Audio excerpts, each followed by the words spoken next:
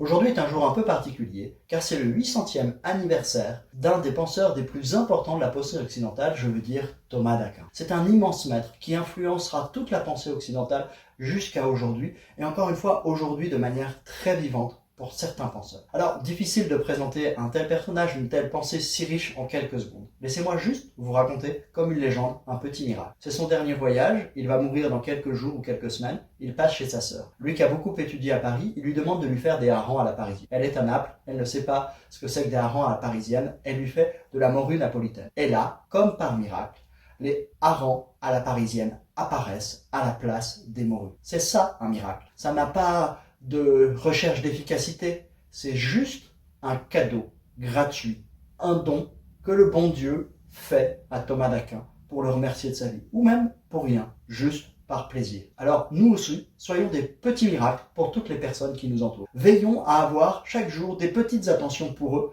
parce que grâce à ces petites attentions, la vie devient beaucoup plus facile, beaucoup plus joyeuse. Et si on pouvait retenir de cette histoire que notre travail, entre guillemets, c'est aussi de veiller à ce que les autres soient dans de bonnes conditions, en étant attentionnés et en sachant offrir des toutes petites choses, des harengs à la parisienne, à celui qui aime ça, alors la vie en sera largement facilitée et saint Thomas n'aura pas été complètement inutile. Après, bien sûr, si vous voulez lire des choses sur lui, commencez par saint Thomas du Créateur de Chesterton. C'est un tout petit livre qui se lit vraiment très facilement et qui est très beau et qui présente la vie intérieure de Thomas d'Aquin et qui est d'une grande richesse. Il y a aussi un livre de Putalaz, ici. Ce livre-là, il explore à travers un voyage la question du prêt à intérêt. Pourquoi Thomas d'Aquin refuse, au nom de la loi de l'Église, le prêt à intérêt? Et pourquoi ça a changé? Enfin, laissez-moi vous conseiller un petit ouvrage de Thomas d'Aquin, des magistraux. Notre société manque de véritables maîtres. Oh, il y a bien des gens qui se proclament maîtres, mais qui ne le sont pas.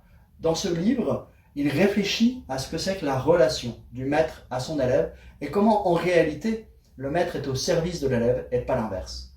Un véritable maître, c'est pas celui qui domine, ce n'est pas celui qui a servi, c'est au contraire celui qui libère par la transmission d'une connaissance. Alors, lisez le De Magistro, vous ne perdrez pas votre temps. Et puis, n'oubliez pas, une petite attention à tous les gens qui vous entourent et la vie en sera beaucoup plus joyeuse.